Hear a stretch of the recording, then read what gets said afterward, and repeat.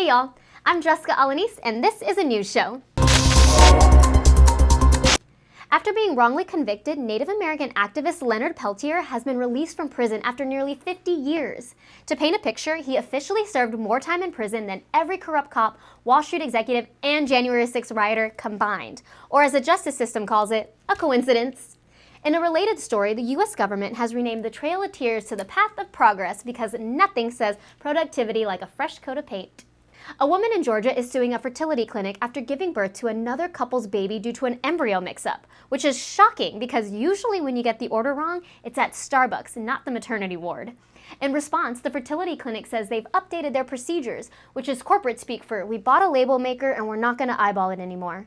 Upon hearing the news, the Pope said, "See, this is why you do it the old-fashioned way, when a man and a woman exchange pleasantries and then 9 months later, you're a single mom." By the way, did you know the Pope has pneumonia in both lungs? Doctors say he's in stable condition, but just to be safe, they put him on a strict diet of thoughts and prayers. A woman in China went to the doctor with a swollen eye and discovered she had 5 contact lenses stuck under her eyelid. That explains the driving. This woman had a whole optometrist office in there, and honestly, with that track record, her next stop should be the gynecologist, because who knows how many she has piled up in there. At this point, she might be one ultrasound away from finding her car keys. Sadly, recent flooding in Kentucky has killed 16 people. FEMA plans on responding once they figure out how people in the affected areas voted. And just like that, FEMA has officially become less helpful than a guy who says, "Damn, that's crazy," when you tell him your problems. Not to be outdone, Texas officials said they're working on disaster relief. Step 1, make sure it's not just God trying to teach people a lesson. Step 2, keep your saddle oiled and your gun greased. Secretary of State Marco Rubio met with Russian representatives to negotiate an end to the invasion of Ukraine without any representatives for Ukraine. And this might seem unusual, but it's not. It's like when my ex met with his new girlfriend to negotiate how he'd break up with me without my input. Next thing you know, you get a text that says, "Hey, we need to talk." So Ukraine, I get it. This past weekend, Saturday Night Live celebrated its 50th anniversary. After 50 years, the format is still the same. Funny, not funny, it's kind of funny, and oh wait, that was actually funny. When SNL first aired, the US was dealing with Watergate and the Vietnam War, and it's so great to see that after 50 years, nothing's changed, which is kind of nice, right? A Delta flight from Minneapolis to Toronto ended in a fiery crash on the Toronto runway, or as Spirit Airlines calls it, a smooth landing. Because of the seatbelt, passengers were said to be left hanging upside down. In a related story, Delta is now the first airline to offer passengers a full Spider-Man experience for no extra charge. I had coffee with a friend the other day.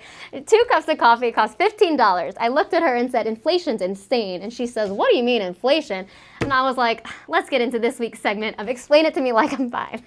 Okay, so inflation is where you go to the store and everything costs more than it used to. But why? Well, imagine you run a lemonade stand. At first, everything's great. You sell lemonade for $1 a cup. People are buying and you're feeling like a young entrepreneur. You're basically Jeff Bezos, but with lemons. But then the price of lemons goes up, and so does cups and sugar. And you're like, okay, fine, I'll just charge more. So now lemonade is like $2 a cup. But people don't want to pay $2 a cup. They complain, and they start saying things like, back in my day, lemonade was only $1. And you're like, okay, well, back in your day, people also died of polio, so maybe let's not compare.